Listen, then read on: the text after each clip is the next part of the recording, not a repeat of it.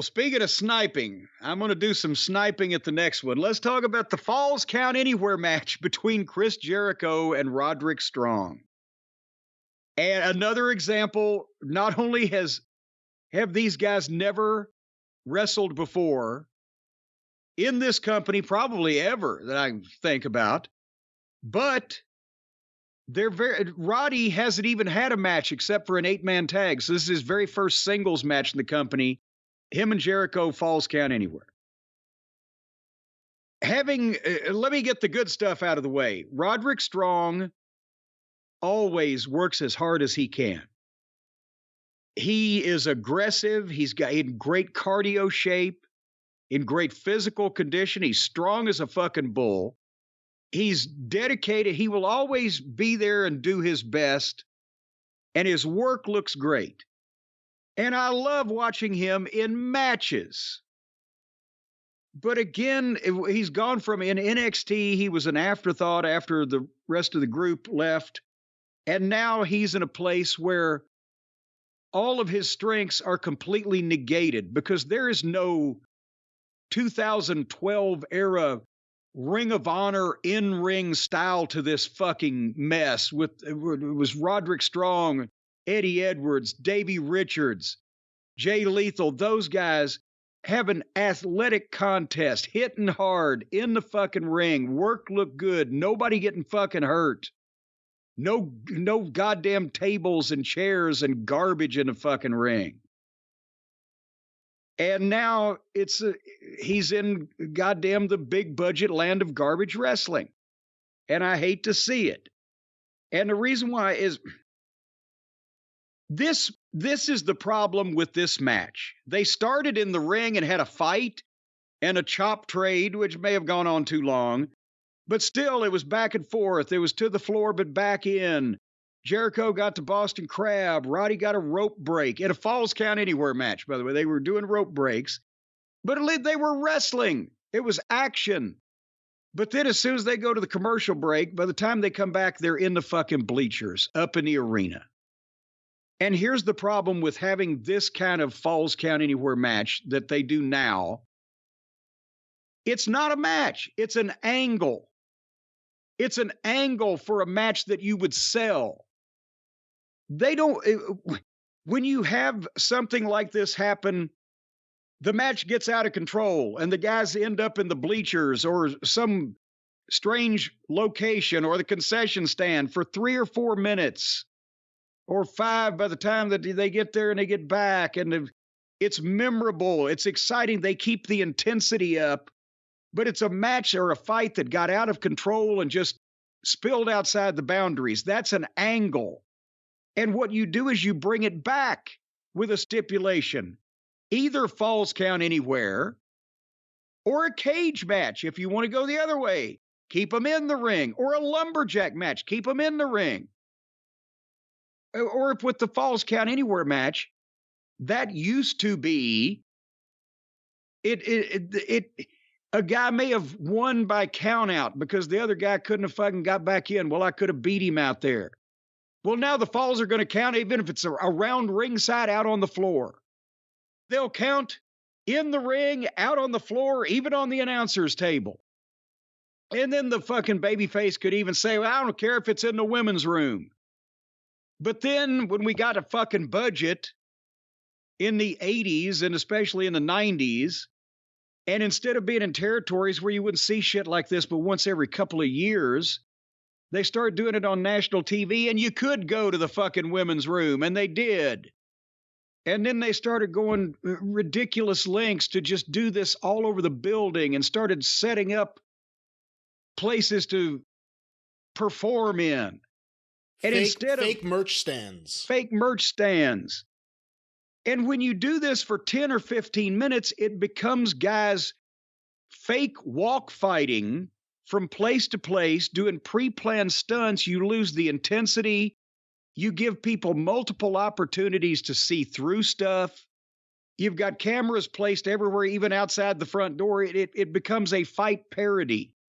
The fucking security is holding fans back in various places so that they have a good, clear place to fight.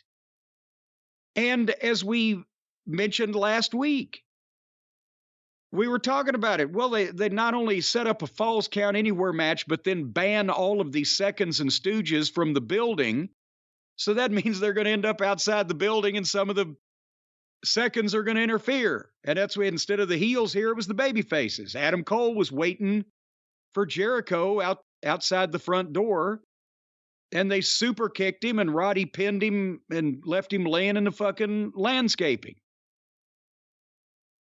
But this isn't, I mean, the angles that you saw that they are stealing all this from that were first done in the territory days and then later in the first rounds of national TV in the Attitude Era had airs and auras of legitimate violence and chaos and mayhem and injury and vehemence and anguish or whatever the fuck it is. This is just people going around doing stunts and shit and doing cute shit to get shots of, oh, there's the heel now. He's laying in the landscaping. And it's so long. That's the thing. You never had matches like this because what this is an angle. 3 minutes of it is an angle, and then sell them a great match that mostly stays in the fucking ring. When you got 15 minutes of this, it's just overkill. Again, on this program, where they've already had angle after angle after angle. Your thoughts? Well, that's the thing. The first thing on the show was the Wardlow angle to set up a ladder match. We had the Bucks and the BCC brawling in the parking lot. We had Pocket set up a battle royal. We had the FTR Jarrett and crew angle. I have to think, considering everyone else gets a gimmick match, these guys have actually done bad angles. It has to be set up a gimmick match, not a regular match. And then this Falls Count Anywhere match. Roddy Strong looked to be in good shape. And remember, he was looking old and like he'd given up the last few times we saw him in NXT, and he's revitalized now. You know, I kind of remember when these kind of matches first really started becoming a thing in the 90s with tape trading. There was the one at the Clash of the Champions with Cactus Jack and Van Hammer. And there was a time where every time you saw a really good brawl, it wasn't Brody and Abdullah walking around. Yeah. Mongolian Stomper and Kevin Sullivan in Smoky Mountain. I remember seeing fan footage of that. They lit that up because they didn't go long, they went violently. And it wasn't seen. That's the other thing.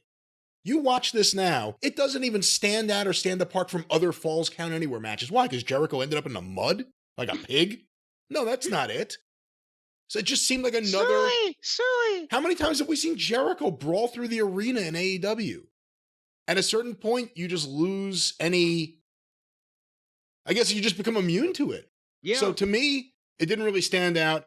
They got the moment they wanted, which was Adam Cole looking tough behind Jericho and then leading into the finish there. But this is the first solo match we've seen of Roddy Strong on this show.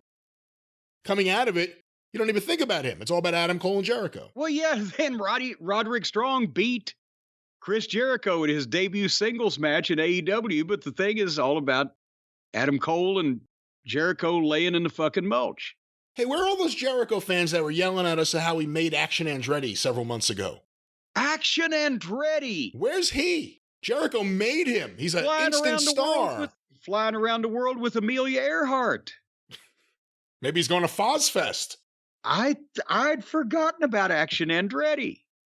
Jericho made him. Oh my God, Jericho let some unknown guy beat him in a long competitive match. Great. How did it help him? Where is he? Roddy Strong just beat Jericho. It means nothing to Roddy Strong. It's all about Adam Cole and Jericho. And, I think they're setting up Adam Cole for bigger things beyond Jericho right now. So we'll see how much longer this goes. I hope there are bigger things beyond Jericho. But the Milky Way? Oh, go ahead. We're not talking about his ego.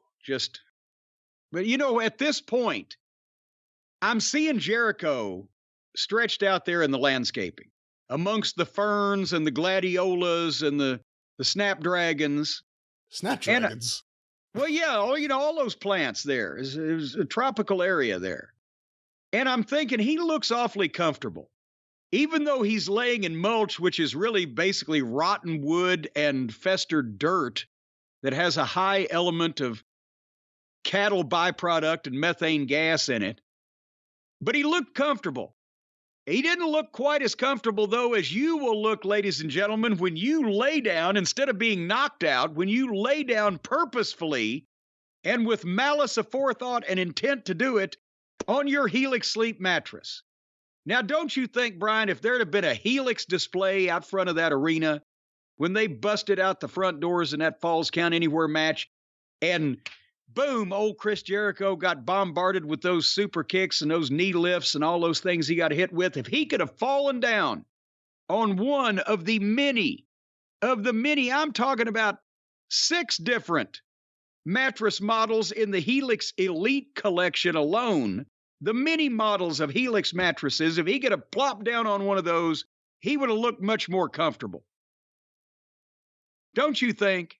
Do I think he'd be more comfortable in the Helix mattress than he was in the mud? Yes, absolutely. Yes.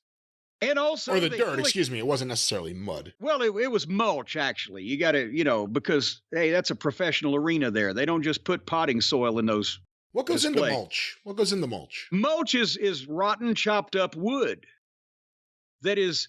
Oh, that's why it smells so good. That's why it smells like shit. And it's spread around plants and trees to hold water and nutrients and make sure that those plants and trees grow healthy. It's kind of like a compost situation. And folks, that's exactly the same thing that Helix, the same viewpoint that they take toward their mattresses. And now, how so, Jim? Well, there's no rotten wood, mulch, or shit inside the Helix sleep mattress. No, although they are American made. So anything that's in that thing, and if you want to cut it open and see for yourself, do that at your own risk. But anything in there bad idea. Comes from America. That's right. But not only that, but the Helix mattress, unlike mulch and rot and compost and dirt, it doesn't get your kids dirty because they got a kids mattress. Now, the kids may get the mattress dirty, but that's up to you and your parenting skills. But the Helix Elite collection comes with 6 different mattress models, each tailored for specific sleep positions and firmness preferences. And every Helix Elite mattress comes with a 15-year manufacturer warranty and the same 100-night trial as the rest of Helix's fine mattresses. Because they got all of these. We've talked about the kids' mattress. They got the award-winning Luxe collection, 20 of them unique in all. They got the big and tall mattress. You don't have to be fat or tall. The mattress is big and tall. But if you're fat and tall, well, that works also. So, again, folks, you're going to be more comfortable than if you were sleeping out in your garden, on your mulch, or in possibly just a muddy area where an arena garden. In a window garden. If you're used to taking naps in the summertime, if people in the Northeast, they don't have air conditioning, they may sleep on their fire escape or in their window garden. After that match, can Chris Jericho technically say that Roddy Strong beat him in the garden? He actually can, yes. And actually, if you take your Helix mattress when it arrives delivered straight to your door and under warranty, and if you take it out in your garden and just unbox it there and just sleep in it there, then you can say that you once slept in the garden.